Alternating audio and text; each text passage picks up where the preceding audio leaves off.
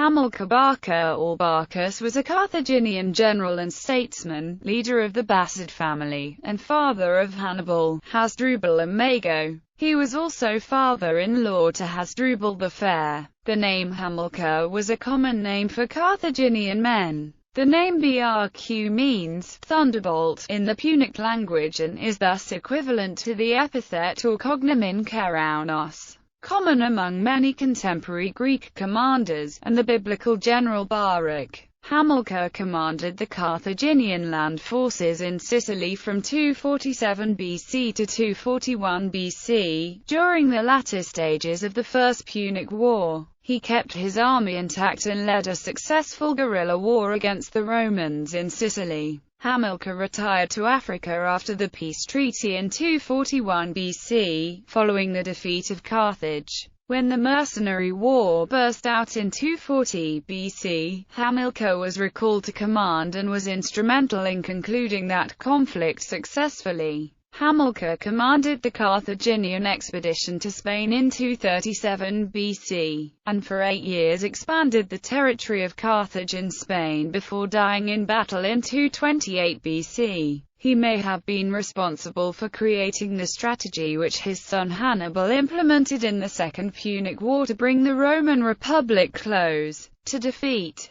Early life. Little is known about the origins or history of the Barca family prior to the Punic Wars. Quoting Tony Barth, the Barca family, which originally came from Cyrene, was a powerful one but not at that time among the first families of Carthage. Unfortunately, Tony Barth omits references. Lance Serge states that Hamilcar's family was part of the landed aristocracy of Carthage. Hamilcar was a young man of 28 when he received the Sicilian command in 247 BC. By this time he had 3 daughters, and his son Hannibal was born during the same year. Situation in Sicily. The Carthaginians had gained command of the sea after their victory in the Battle of Drepanum in 249 BC, but they only held 2 cities in Sicily, Lilybaeum and Drepanum, by the time Hamilcar took up command. The Carthaginian state was led by the landed aristocracy at the time, and they preferred to expand into Africa instead of pursuing an aggressive policy in Sicily. Hanno the Great was in charge of operations in Africa since 248 BC and had conquered considerable territory by 241 BC. Carthage at this time was feeling the strain of the prolonged conflict. In addition to maintaining a fleet and soldiers in Sicily, they were also fighting the Libyans and Numidians in Africa. As a result, Hamilcar was given a fairly small army and the Carthaginian fleet was gradually withdrawn so that, by 242 BC, Carthage had no ships to speak of in Sicily. Hamilcar in Sicily.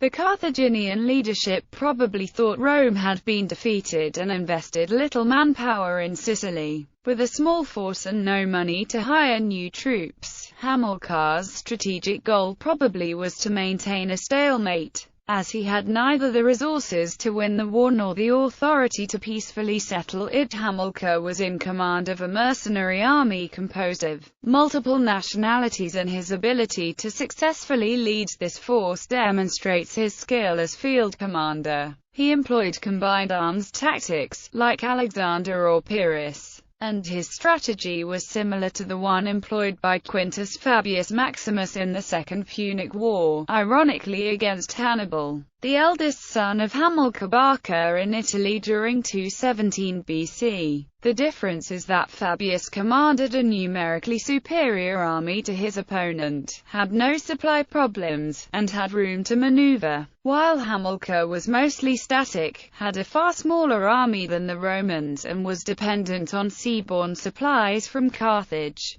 Panormus 247 BC to 244 BC. Hamilcar, upon taking command in the summer of 247 BC, punished the rebellious mercenaries by murdering some of them at night and drowning the rest at sea, and dismissing many to Africa. With a reduced army and fleet, Hamilcar commenced his operations Romans had divided their forces. Consul L. Caelius Metellus was near Lilybaeum, while Numerius Fabius Buteo was besieging Drepanum at that time. Hamilcar probably fought an inconclusive battle at Drepanum, but there is cause to doubt this. Hamilcar next raided Locra and Bruttium and the area around Brindisi in 247 BC, and on his return he seized a strong position on Mount Ucta, and not only maintained himself against all attacks, but carried on with his seaborne raids ranging from Catania in Sicily to far as Cumae in central Italy. He also set about improving the spirit of the army, and succeeded in creating a highly disciplined, versatile force. While Hamilcar won no large-scale battle or recaptured any cities lost to the Romans, he waged a relentless campaign against the enemy, and caused a constant drain on Roman resources. However, if Hamilcar had hoped to recapture Panormus, he failed in his strategy. Roman forces led by the consuls Marcus Otarcelius Crassus and Marcus Fabius Licinus achieved little against Hamilcar in 246 BC, and the consuls of 245 BC, Marcus Fabius Bueto and Attilius Bulbus, fared no better. Eric's 244 BC to 241 BC. In 244 BC, Hamilcar transferred his army at night by sea to a similar position on the slopes of Mount Eryx, from which he was able to lend support to the besieged garrison in the neighboring town of Drepanum. Hamilcar seized the town of Eryx, captured by the Romans in 249 BC, after destroying the Roman garrison, and positioned his army between the Roman forces stationed at the summit and their camp at the base of the mountain. Hamilcar removed the population to Drepane. Hamilcar continued his activities unhindered from his position for another 2 years, being supplied by road from Drepane. Although Carthaginian ships had been withdrawn from Sicily by this time and no naval raids were launched, during one of the raids, when troops under a subordinate commander named Boster engaged in plunder against the orders of Hamilcar and suffered severe casualties when the Romans caught up to them, Hamilcar requested a truce to bury his dead.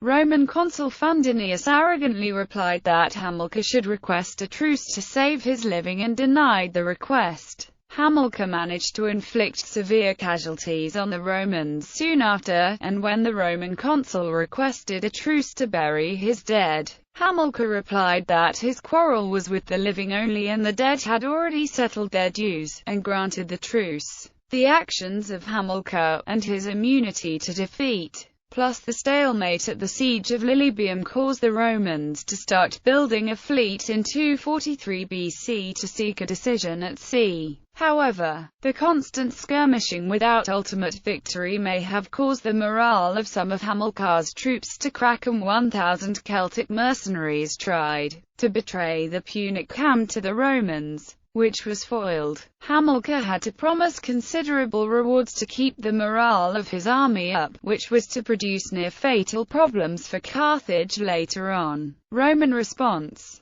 Privately funded fleet. The Roman Republic was nearly bankrupt, and had to borrow money from wealthy citizens to fund the construction of a fleet of 200 quinquemes, which blockaded Carthaginian positions in Sicily in 242 BC by seizing the harbour of Drepane and anchorages at Lilybaeum, while Roman soldiers built siege works around Drepanum. The better-trained Roman fleet defeated a hastily raised, undermanned and ill-trained Punic fleet at Battle of the Agates Islands in 241 BC, cutting Sicily off from Carthage. Carthaginian leadership requested terms to the victorious Roman commander, Gaius Lutatius Catulus, and authorized Hamilcar Barca to open negotiations, probably to avoid the responsibility of the defeat. Hamilcar in turn nominated Gisco, the Carthaginian commander of Lilybaeum, to conduct the actual talks. Carthage often hauled defeated generals and admirals before the tribunal of 100 and had them crucified, so Hamilcar probably distanced himself from the possibility of prosecution if the Roman terms turned out to be harsh enough for Carthaginian authorities to seek a scapegoat. Peace of Lutatius. terms of the treaty. This treaty replaced all previous treaties between the two powers. The initial conditions laid out by Lutatius de Gisco were: the Carthaginians would evacuate all Sicily. Carthage should not make war on Syracuse and their allies. Carthage would pay Rome 2,200 Euboean silver talents over a 20-year period as reparations. The Carthaginian army would surrender their weapons and all Roman deserters immediately. Hamilcar Barca refused the demand to surrender Roman deserters or disarm Carthaginian soldiers, despite being threatened by Lutatius to have the Punic army pass under the yoke. Lutatius did not press the issue further, and the Carthaginian soldiers were later allowed to leave Sicily under arms with their honor intact, and without any token of submission, a rare gesture granted by the Romans to a defeated enemy. Roman deserters may have been surrendered on a later date. Lutatius did not have the authority to ratify the agreement he made with Hamilcar, so he forwarded them to the Comitia Centuriata in Rome. The Romans rejected these terms and appointed 10 commissioners, led by Quintus Lutatius Circo, brother of the consul and himself consul in 240 BC, to re-examine the conditions. They added some conditions and amended some of the ones given by Lutatius. Carthage would evacuate all islands between Italy and Sicily, probably the Aegates Islands in addition to the Aeolian Islands. This meant Roman acknowledgement of Carthaginian control over Malta, Pantelleria, Sardinia and Corsica. Carthage would pay 2,200 silver talents in 10-year installments, and 1,000 talents immediately, a total of 3,200 talents as war reparations. Carthage will ransom all Punic prisoners, while all Roman prisoners would be freed without payment of ransom. Carthaginian warships were forbidden to sail along Italian shore or those of their allies. Neither side should make war against the other's allies, or seek to change their allegiance by allying with them directly or interfering with their internal affairs. Neither side would seek to recruit soldiers, levy tribute or build public building on the other power's territories. The last condition is mentioned by Polybius in place of the one regarding not making war on Syracuse. It is possible that Hamilcar Barca secured the last clause after the initial conditions, which were more favorable to Carthage, was altered by Rome with a harsher one. Hamilcar Barca gathered the Carthaginian soldiers from Drepane and Eryx at Lilybaeum, surrendered his command, returned to Carthage and retired to private life, leaving Gisco and the Carthaginian government to pay off his soldiers. Whatever was the motivation behind this act, it was resented by the mercenaries left behind in Sicily.